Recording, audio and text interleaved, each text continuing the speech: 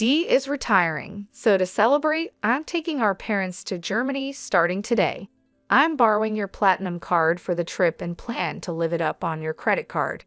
What a trip this will be. What are you talking about? Just what I said. No, I don't get what you mean by just what I said. Please explain.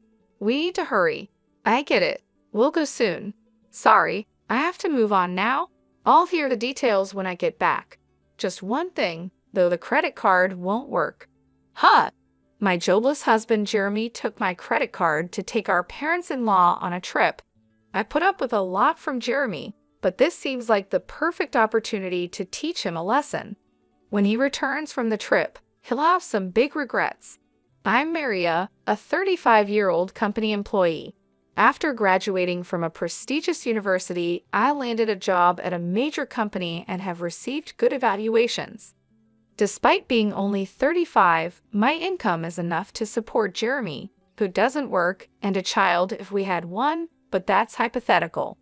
We've been married for 6 years and don't have kids yet, though we're thinking about it soon. Blessed with a good job and income, I should be happy in my newlywed life, but I'm not. The part about having a child is hypothetical, but Jeremy not working isn't. I'm not hungry for dinner because I ate snacks. That's fine, but what about your job search? I didn't go for an interview today. Just stayed home looking at job websites. Jeremy quit his job a year ago and has been job hunting since. To be precise, he's been working part-time but doesn't stick with any job for long. He starts a job, quits soon after, relaxes for a while, then looks for another part-time job. You're looking at part-time jobs again, aren't you? I'm looking at both full-time and part-time. Why don't you stop looking for part-time jobs and focus on finding a full-time position? I know, but there is a right time for everything. I wish Jeremy would find a steady job, but there's a reason he can't be pushed too hard. He quit his last job because of a conflict over work policies with his boss. That boss was notoriously difficult in the office. Jeremy stood up to the boss as the office representative, backed by his colleagues. But when the conflict escalated, his colleagues sided with the boss, not with Jeremy. As a result, Jeremy lost his boss's approval, felt betrayed by his colleagues, and found it hard to stay, so he left the company. Jeremy, dinner's ready? Can you bring it here? After quitting, Jeremy became reclusive, staying in his room. After about 3 weeks, he started coming out and helping with household chores. I'll do the dishes. Really? Thanks. Then it's all yours. Yeah, I've got nothing but time, Jeremy said, smiling, but it didn't seem genuine. Yet after another 3 weeks, he started job hunting. I have an interview today. Is it your top choice? Yeah, I'm going to get this job and start over. I'm rooting for you. Do your best. A month after quitting, Jeremy began job hunting in earnest. But even after a month, he couldn't find a job. Why am I always rejected? Damn it, it's all my previous company's fault. Don't get frustrated. You'll find something good. Of course I'm frustrated. I did nothing wrong. Jeremy might not be entirely blameless, but what happened at his last job wasn't entirely his fault either. Still, quitting because of interpersonal issues doesn't look good to potential employers. It's like I can't do anything right anymore. That's not true. You have an interview tomorrow. Let's work on your resume. It's pointless. I'm not going tomorrow. Repeated rejections wore Jeremy down, but after a while, he became defiant. One day, I came home to find torn-up resumes on the living room floor. Knowing the interview didn't go well, I chose my words carefully. Can you throw that trash in the bin? I'm done. Done with what? Job hunting. We can live on your income, right? I don't need to work. Indeed, we could live on my income alone. Some people don't work and do a great job as full-time homemakers, but that's not Jeremy's situation. He's just avoiding unpleasant realities. I understand his reluctance to work after the bad experience at his last job and the unsuccessful job hunt, but we need to address this issue head-on. I decided to be patient with Jeremy for a while. Jeremy, You still haven't found a job. What's your plan? I've worked hard before. This is just an extended break. I'm not just resting. I'm studying for the future. That's good to hear. Living near my in-laws, Jeremy's mother, Linda, and father, Brandon, started visiting us more often after he quit his job. They were probably worried about him. Hearing that Jeremy was preparing for his next job, they seemed relieved, but that was a blatant lie. The beer will run out today. Can you buy some on your way home? It's running out again? You drink too much. Try to cut down a bit. Fine. I won't ask you again. I'll buy it myself. Jeremy wasn't studying or job hunting. He spent his days watching TV and drinking beer. He probably didn't want others to know he was unemployed. If I told my in-laws the truth, it might hurt Jeremy too much, so I decided to stay silent about whatever excuses Jeremy made. But he stopped job hunting for over 5 months, and I finally decided to speak up. Jeremy, maybe it's time to start job hunting. You seem more settled now. What? It's been less than half a year since the incident at my last job. You want me to work again after what happened? I just thought the break was a bit long. Stop nagging. You can't understand my feelings since your job is going well. I have my own struggles, you know. Everyone has work problems and relationship issues. We all try to solve them. Let's work through this together. I get it. I'll look for a job, okay? Jeremy walked out in the middle of the conversation. My words seemed to have hurt him, but him agreeing to job hunt seemed like progress. I decided to apologize when he was feeling better. I got a job because of your nagging. That's great. Where at? At a nearby supermarket. So you'll need to learn and work hard, right? It's just part-time. No need to work too hard. Part-time or not, even part-time is a job. Do you have a problem with that? I wanted to say something to Jeremy, but maybe a little work could be a step toward his recovery.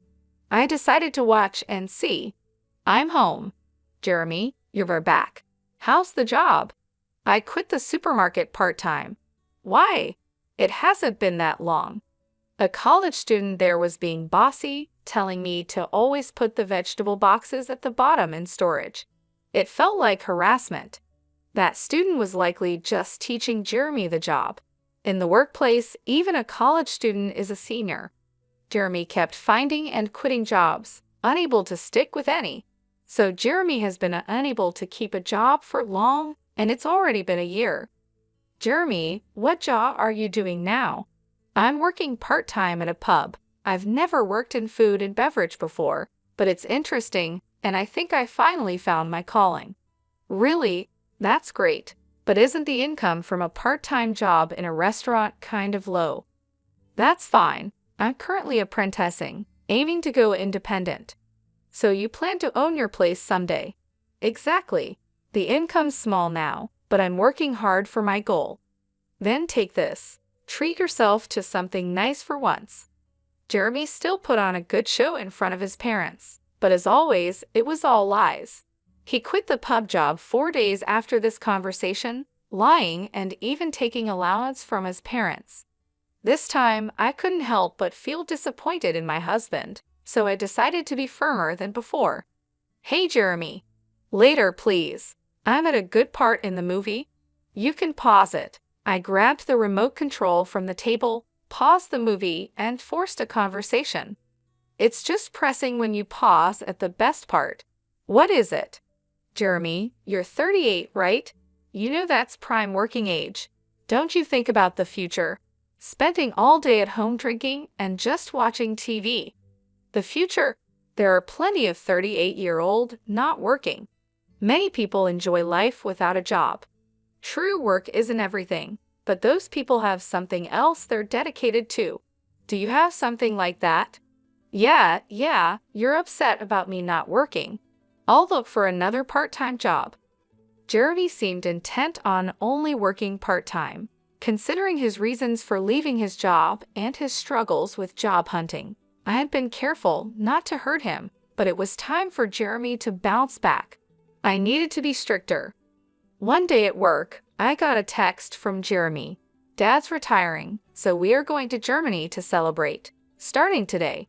Borrowing your platinum card. Got to splurge on your credit card. I panicked and called him immediately. What do you mean, a trip? Just what I said.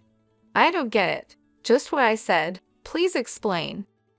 So many things are wrong here. It's fine to celebrate Brandon's retirement, but he should have consulted me before using my money and borrowing the credit card more like stealing. And why am I paying for a trip to Germany that I'm not going on? Jeremy was probably bragging to his parents, claiming the money was from his savings. My credit card.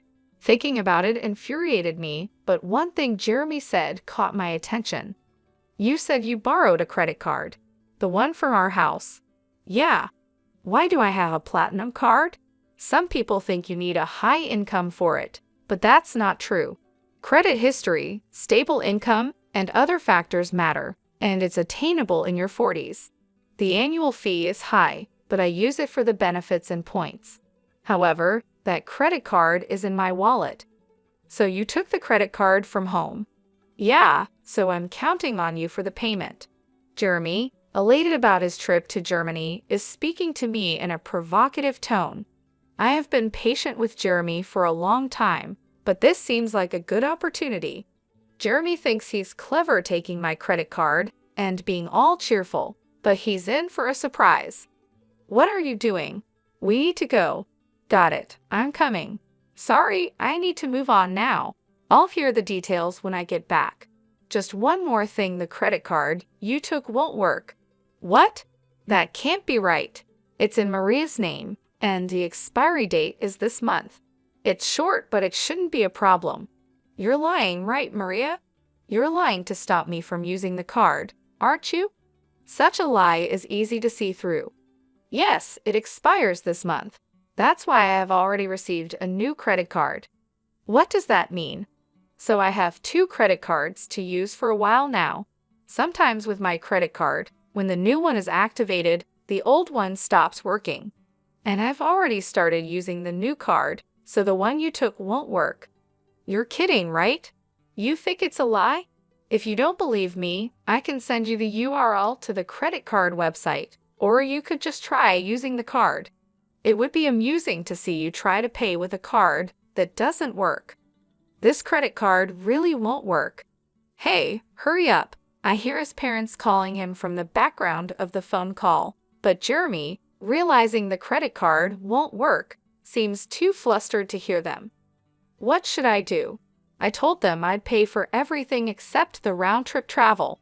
Oh, they covered the flight? Yes, Dad felt bad about having all the trip costs covered. What should I do? I'm about to take a cab, and I don't even have money for that. That's not my problem. You said you would pay for everything but the flight. If so, using my credit card in the first place was wrong. Pay with your own money. How can I? I don't have any money. Right, Jeremy. You haven't been working seriously. It's your fault for trying to look good taking your parents on a trip without money. I'm at work, so I have to hang up now. I just wanted to tell you about the credit card. Wait, I hung up and returned to work. Jeremy, unable to pay even for the cab, would have to be honest with his parents. That night after I finished work, I got a call from Laura.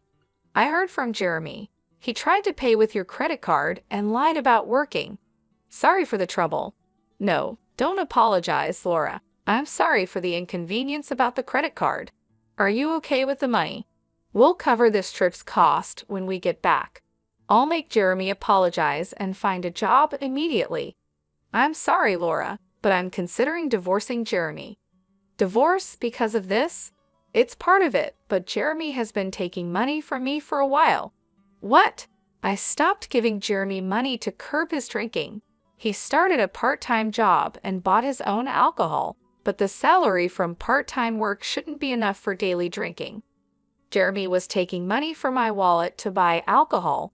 Over a year, he repeatedly stole amounts ranging from $7 to $70. The sum became significant. I had been strict with Jeremy, hoping he would eventually turn things around, but when he stole my credit card for his trip, it wasn't just about $75 anymore. This leap in the amount he took convinced me that he had no intention of improving.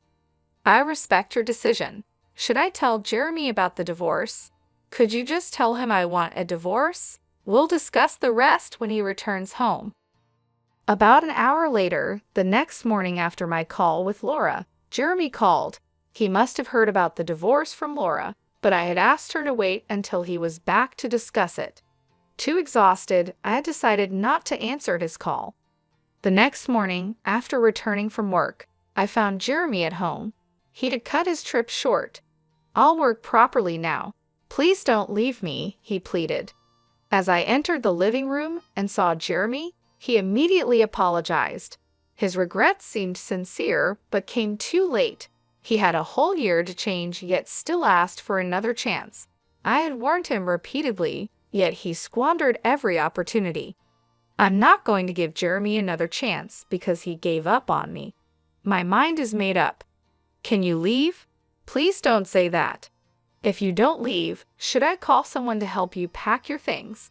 I'll move out only if you can afford the rent here. Jeremy fell silent. He didn't even have the money for next month's rent, let alone an income. My words and the reality of the impending divorce made him realize the severity of his situation. With nothing to take, Jeremy seemed to be leaving the house, probably heading to his parents' place. I thought about asking if he had money for transportation, but Jeremy isn't a child. He should manage his own affairs, money or not. I sadly watched Jeremy leave the house. After leaving, Jeremy went to his parents' house. Later, I received a call from Linda. My parents-in-law let Jeremy stay for one night, but then asked him to leave the next day. They thought he might become too reliant on them if he stayed. Creating a situation where he must fend for himself was perhaps their intention. It must have been painful as parents to send their son away, but they made a tough decision for Jeremy's recovery. Kicked out from his parents' home, Jeremy came back to our house, pleading with me. "Please help me. I've got nowhere to go and no money." That's the result of your own actions. You need to handle it yourself. Everyone deals with their hardships. Maybe sometimes it's necessary to ask for help, but all you have done in the past year is abandon your responsibilities and do as you please. I didn't let Jeremy into the house and turned him away from the doorstep. The divorce eventually went through. Jeremy was reluctant, but with the support of his parents, it happened quicker than expected. I have no idea what happened to Jeremy after we split up. He's probably still jumping from one job to another and making excuses for himself. I used to think I'd feel lonely without him, but to my surprise, I didn't feel lonely at all. Instead, I felt a weight lifted off my shoulders. Living with Jeremy had been incredibly stressful. His attitude and constant need for reassurance kept me on edge. I was always walking on eggshells, afraid of saying something that might upset him. Now, without him around, I don't have to worry about that anymore. Without Jeremy, my life has become much more comfortable. I hadn't realized just how much of a burden our relationship had been. I was constantly trying to support him, both emotionally and financially, and it drained me. Now, I can focus on myself and my own well-being. I'm relieved that I didn't let Jeremy drag me down with him. I was always trying to help him, hoping he would change, but it never happened. Letting go of that responsibility has been freeing. I no longer have to cater to anyone else's needs or deal with anyone else's problems. I can finally live my life on my own terms, without having to accommodate anyone else. It's a fresh start, and I'm embracing it fully. I have more time for myself, more energy to pursue my own interests, and a clearer mind to think about my future. I'm grateful for this new chapter in my life, free from the stress and worry that Jeremy brought into it.